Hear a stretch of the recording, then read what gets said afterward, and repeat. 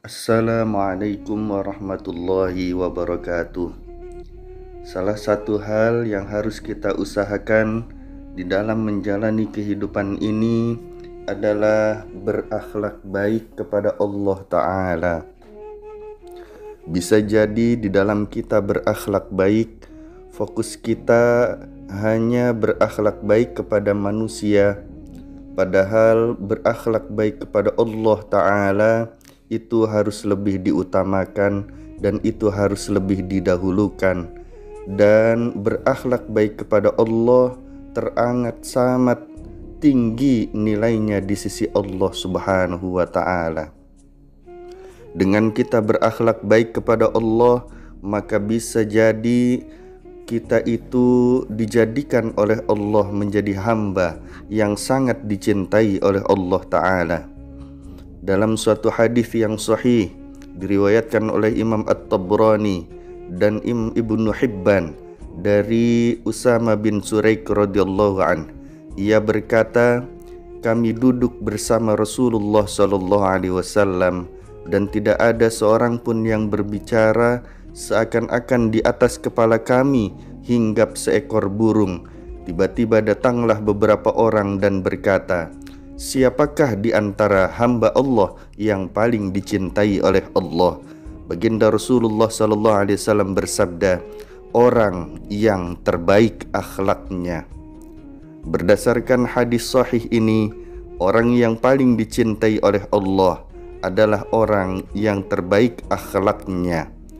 Berakhlak baik macamnya sangat banyak dan sangat beraneka ragam. Berakhlak baik itu digolongkan secara garis besarnya menjadi dua golongan. Yang pertama, berakhlak baik kepada Allah Ta'ala. Yang kedua, berakhlak baik kepada makhluk Allah Subhanahu wa Ta'ala.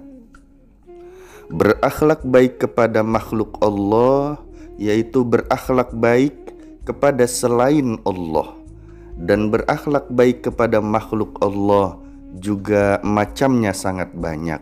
Di antaranya berakhlak baik kepada sesama manusia, berakhlak baik kepada hewan-hewan, berakhlak baik kepada tumbuhan-tumbuhan, berakhlak baik kepada diri sendiri, berakhlak baik kepada lingkungan hidup dan sebagainya. Semuanya itu termasuk dalam kategori berakhlak baik kepada makhluk Allah Ta'ala. Berakhlak baik kepada Allah pun sebenarnya banyak sekali jenis-jenisnya. Dan dari aneka macam jenis berakhlak baik kepada Allah, di antaranya adalah berakhlak baik kepada Allah dalam kaitan menyikapi pemberian-pemberian berupa rizki lahiriah dari Allah Subhanahu wa Ta'ala. Hati kita dalam menyikapi pemberian rizki lahir dari Allah haruslah diarahkan sampai kepada tingkatan berakhlak baik kepada Allah Ta'ala. Hamba Allah dalam menyikapi pemberian rizki lahir bertingkat-tingkat. Ada tingkatan yang paling rendah dan ada pula tingkatan yang paling tinggi. Tingkatan yang pertama merupakan golongan yang paling rendah, yaitu hamba Allah dalam menyikapi pemberian rizki lahir dari Allah, sikap hatinya mengesani bahwa pemberian rizki dari Allah itu semata-mata adalah hasil jerih payahnya sendiri, dan di hatinya kosong dari sentuhan sedikit pun bahwa rizki lahir tersebut adalah pemberian dari Allah Ta'ala. Contoh, ada hamba Allah yang pekerjaannya adalah mencangkul tanah. Dia menyangkul tanah dari pagi sampai sore. Setelah menyangkul, dia dapat uang yang kemudian uang tersebut dibelanjakan untuk membeli makanan. Akhirnya dimakanlah makanan itu. Setelah memakan makanan tersebut, kemudian tukang cangkul tadi punya kesan di hatinya bahwa makanan yang dimakannya adalah rizki lahir dari hasil jerih payahnya sendiri. Yang ada di hatinya adalah hanya itu saja. Di hatinya tidak ada sentuhan sedikit pun bahwa rizki makanan tadi adalah pemberian dari Allah Subhanahu wa ta'ala. Kalau sikap hati dalam menyikapi pemberian rizki lahir dari Allah seperti makanan tadi, yaitu bahwa pemberian rizki dari Allah disikapi bahwa dari hasil jerih payahnya sendiri tanpa ada sedikit pun warna bahwa ini adalah pemberian rizki dari Allah, maka sikap hati semacam ini adalah sikap hati yang sangat rendah di sisi Allah. Itu tingkatan yang paling rendah, yang paling buruk akhlaknya di hadapan Allah. Orang semacam ini digolongkan termasuk kufur nikmat dari Allah Ta'ala. Kalau sudah demikian, harus diingatkan dengan firman Allah Subhanahu wa Ta'ala di dalam surah Ibrahim ayat ke-7. A'udzu billahi minasyaitonir rajim. Bismillahirrahmanirrahim. Wala in kafartum inna azabi lasyadid. Dan jika kamu mengingkari nikmatku, maka sesungguhnya azabku sangatlah pedih. Golongan pertama ini adalah golongan yang sangat rendah dan masuk dalam golongan orang yang kufur nikmat. Na'udzubillah tsumma na'udzubillah min dzalik. Nanti golongan ini akan disiksa oleh Allah dengan siksaan yang amat pedih karena kufur nikmat di hadapan Allah.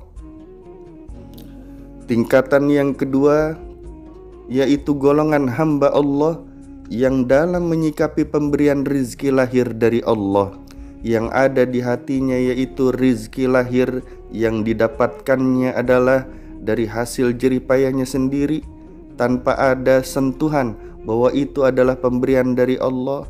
Tapi hamba Allah ini memiliki pengetahuan, memiliki ilmu bahwa hakikatnya bagaimanapun rezeki yang didapatkannya adalah pemberian dari Allah. Ilmu atau pengetahuan semacam itulah yang selalu menghadang dari kufur nikmat di hatinya. Walaupun di hatinya sebenarnya tidak mengakui sedikit pun bahwa rizki yang didapatkannya adalah pemberian dari Allah. Golongan yang kedua ini tidak termasuk golongan kufur nikmat karena ada ilmu dan ada pengetahuan yang mengendalikannya. Tetapi golongan kedua ini tidaklah bersyukur kepada Allah karena di hatinya tidak ada sentuhan sedikit pun bahwa rizki lahir yang didapatkannya adalah pemberian dari Allah Ta'ala. Contohnya, ada orang yang bekerja di kantor dari pagi sampai sore, kemudian dia mendapatkan gaji dan dia gunakan dari gaji tersebut untuk membeli makanan. Setelah makanan tersedia maka dimakannyalah makanan itu. Tetapi selesai memakan makanan tersebut, yang ada di hatinya bahwa makanan yang dimakannya adalah dari hasil jerih payahnya sendiri tanpa adanya sentuhan sedikit pun, itu adalah dari Allah. Cuma karena punya pengetahuan agama dan ilmu mengetahui agama itulah yang menghantarkan untuk selamat hatinya dari kufur terhadap nikmat Allah. Pengetahuan agama itulah yang selalu muncul bahwa bagaimanapun rizki yang didapatkannya adalah pemberian dari Allah Subhanahu wa Ta'ala. Tingkatan yang ketiga yaitu golongan hamba Allah yang dalam menyikapi pemberian rizki lahir dari Allah memiliki kesan di dalam hatinya bahwa rizki lahir yang didapatkannya adalah hasil jerih payahnya sendiri. Tapi selain itu pula di hatinya ada kepercayaan dan keyakinan bahwa rizki ini adalah pemberian dari Allah. Di hatinya tercampur dua hal. Yang pertama, mengesani bahwa rizki yang didapatkannya dari hasil jerih payahnya sendiri. Dan yang kedua, kepercayaan dan keyakinan bahwa rizki yang didapatkannya adalah pemberian dari Allah Ta'ala. Campuran kedua hal ini persentasenya berbeda-beda. Ada yang persentasenya adalah 90% hatinya berkesan bahwa rizki yang didapatkan adalah hasil dari jerih payahnya sendiri. dan 10%-nya dia meyakini bahwa itu adalah pemberian dari Allah. Ada pula yang persentasenya 40% hatinya mengesani bahwa ini adalah hasil jerih payahnya sendiri, dan 60%-nya meyakini bahwa rizki lahir yang didapatkannya adalah pemberian dari Allah Ta'ala. Dan untuk persentase ini tentu tiap hamba Allah berbeda-beda. Ada yang tinggi dan ada yang pula rendah keyakinannya bahwa rizki lahir yang didapatkannya adalah pemberian dari Allah Ta'ala. Bagi golongan ketiga ini, pada saat muncul keyakinan di hatinya bahwa rizki yang didapatkannya adalah pemberian dari Allah, maka di saat itu muncullah syukurnya kepada Allah. Tetapi pada saat muncul di hatinya bahwa rizki lahir yang didapatkannya adalah dari hasil jerih payahnya sendiri, saat itu tidak muncul rasa syukurnya atau bersyukurnya kepada Allah Subhanahu wa Ta'ala. Golongan ketiga ini kadang-kadang bersyukur, kadang-kadang pula tidak bersyukur.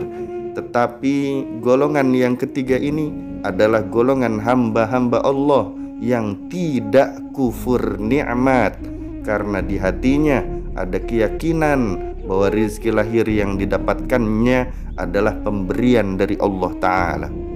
Walaupun di hatinya kadang-kadang bersyukur, tetapi sebenarnya golongan ketiga ini sikap hatinya dalam menyikapi pemberian rizki lahir dari Allah belum masuk dalam golongan orang yang berakhlak baik kepada Allah Ta'ala.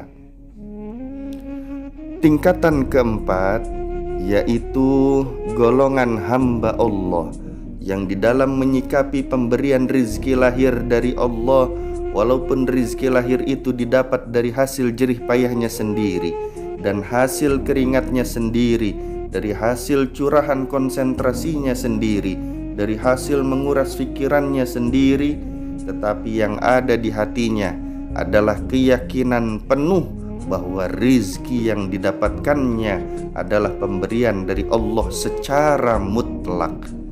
Golongan keempat ini adalah golongan hamba Allah yang sikap hatinya berakhlak baik kepada Allah di dalam menyikapi pemberian-pemberian rizki lahir dari Allah Subhanahu wa Ta'ala.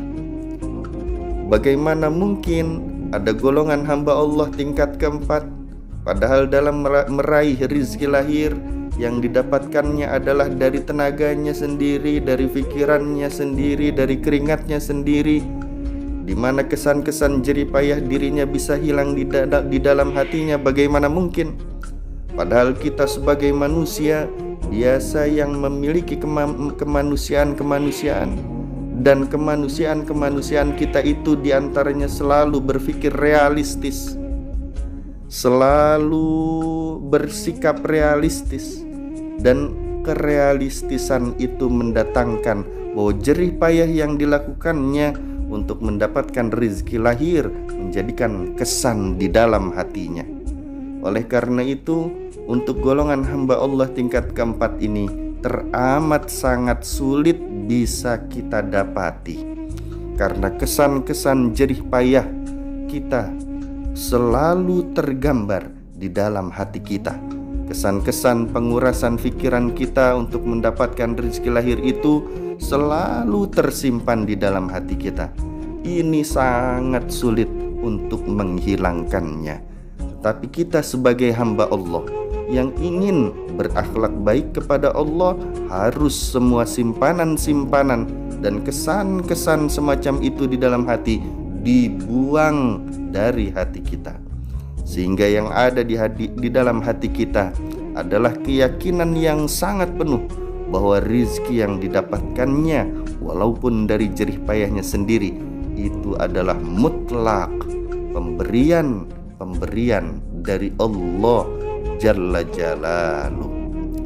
Bisa jadi kita berusaha untuk memasukkan keyakinan itu dalam hati secara penuh, tetapi muncul pertanyaan-pertanyaan di dalam pikiran kita. Kalau memang ini adalah pemberian dari Allah secara penuh, Dari mana bisa kita mendapatkan bahwa rizki yang didapatkan adalah pemberian dari Allah secara penuh? Untuk menjawab itu, maka mari kita renungi diri kita masing-masing.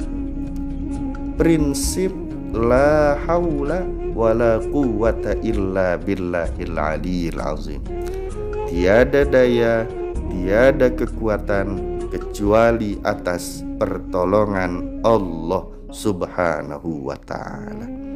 Itulah beberapa golongan hamba Allah di dalam berakhlak kepada Allah Subhanahu wa ta'ala terkait dengan rizki-rizki lahiriah dari Allah Subhanahu wa ta'ala. InsyaAllah dilanjutkan di kesempatan mendatang. Semoga bermanfaat. Wallahul muwafiq ila aqwamit thariq. Assalamualaikum warahmatullahi wabarakatuh.